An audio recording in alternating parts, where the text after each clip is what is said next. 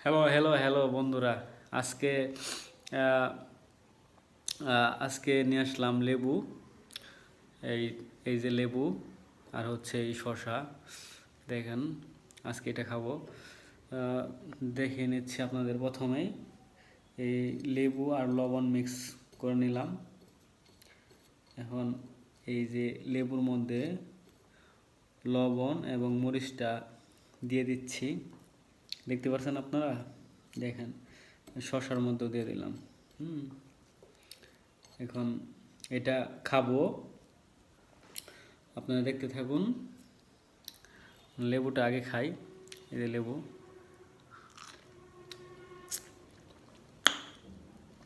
অনেক টক আর একটু ঝাল আছে।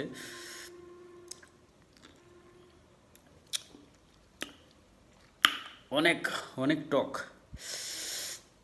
আর এটা গেল শীতের দিন তো সর্দি সর্দি কমে যাবে অনেকটাই।